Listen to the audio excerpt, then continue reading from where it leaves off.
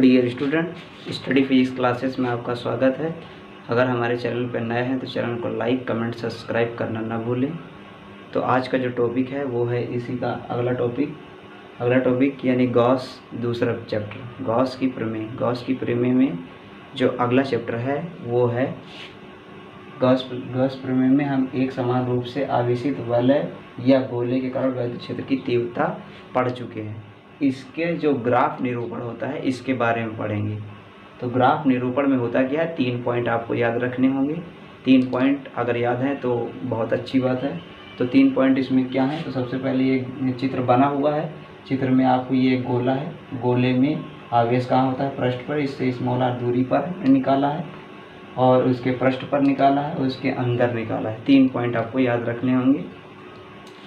तो यहाँ पर जैसे चित्र दिख रहा है तो गोले के बाहर विद्युत क्षेत्र की तीव्रता होता है E out = 1/4πε0 Q/r²।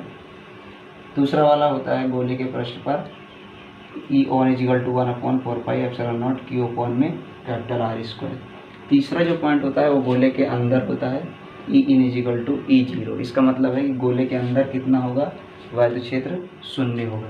तो फिर से एक बार हम आपको रिवीजन करवा दें कि गोले के कारण गोला चालक होगा तो अंदर विद्युत क्षेत्र 0 होगा। चालक गोला, अंदर विद्युत क्षेत्र 0। क्यों? क्योंकि आवेश 0 होता है।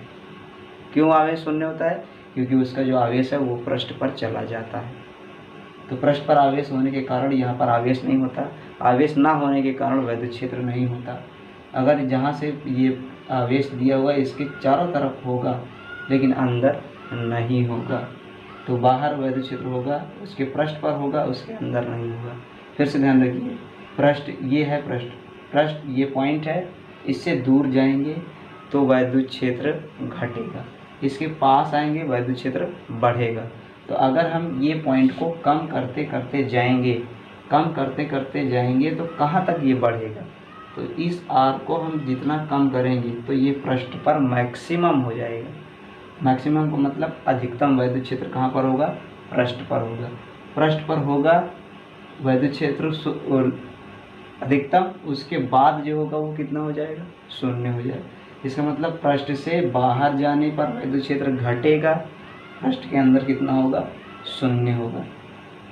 तो अब ये चित्र यहाँ पर थोड़ा सा ग्राफ रूप में दिखा गया है। तो ये है विद्युत क्षेत्र, इधर की तरफ विद्युत क्षेत्र बढ़ेगा, इधर की तरफ R बढ़ रहा है। तो R इधर बढ़ रहा है, विद्युत क्षेत्र इधर बढ़ रहा है। तो ये एक गोला है, गोले को हमने आवेश दिया हुआ है प्लस Q आवेश। अब सबसे पहले आती है बात अंदर की। ये है गोला, गोले को प्लस आवेश दिया गया, कहाँ चला जाएगा, पृष्ठ पे चला जाएगा। पृष्ठ पे आवेश चला जाएगा तो इसके अंदर कितना होगा, 0। इसका मतलब आवेश कितना हो जाएगा, 0। तो विद्युत क्षेत्र कितना हो गया, 0। ये लिखा, गोले के अंदर कितना होगा, 0। इसका मतलब है कि विद्युत क्षेत्र इधर बढ़ रहा है। क्वेश्चन में E इधर आ सकता है, R इधर आ सकता है, ये कंफ्यूजन नहीं होना चाहिए। ये E कहाँ है, इधर बढ़ रहा है। अगर हम इसको बढ़ाएंगे, इधर ले जाएंगे तो ये E बढ़ेगा। इसका मतलब फिर E तो बढ़ना नहीं चाहिए। तो ये हम पॉइंट कहाँ से कहाँ तक ले जा रहे हैं, ये यहाँ से यहाँ तक क्या हो जाएगा, 0 रहेगा। ये इतना क्या है, अंदर है, इन। अब पहला पॉइंट ये वाला थर्ड पॉइंट है। थर्ड पॉइंट में कितना है विद्युत क्षेत्र, 0। इस विद्युत क्षेत्र इधर बढ़ रहा है, इधर नहीं बढ़ रहा, तो इसको यहाँ तक हम बढ़ा सकते हैं। इसका मतलब ये यहाँ तक 0 होगा। दूसरा पॉइंट है पृष्ठ पे मैक्सिमम है। मैक्सिमम का मतलब सबसे ज़्यादा विद्युत क्षेत्र। दूर जाने पर क्या होगा, घटेगा, पास आने पर क्या होगा, बढ़ेगा। R ये फार्मूला होता है, R कम करने पर विद्युत क्षेत्र क्या होगा, ज़्यादा है। तो R हम धीरे धीरे कम कर रहे हैं, कहाँ तक कम कर रहे हैं, पृष्ठ तक। तो यहाँ पर सबसे मैक्सिमम, तो हम विद्युत क्षेत्र को कहाँ पहुँचा देंगे, सबसे मैक्सिमम पॉइंट पर।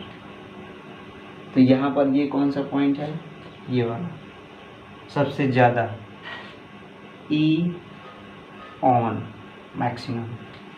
अब उसके बाद जैसे गोले के बाहर आएंगे वैसे विद्युत क्षेत्र क्या होगा, घटता चला जाएगा। R का मान क्या होगा, इन्वर्सली है।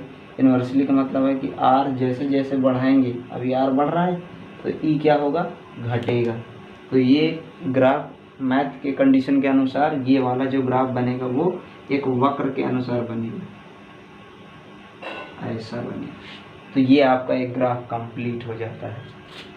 गोले के कारण ग्राफ इस तरीके से बनाइए, चालक गोले के कारण, अचालक गोले के कारण अलग बताया जाएगा। तो यहाँ तक आपको वीडियो अच्छा लगे तो लाइक कमेंट सब्सक्राइब करना ना भूलें। धन्यवाद।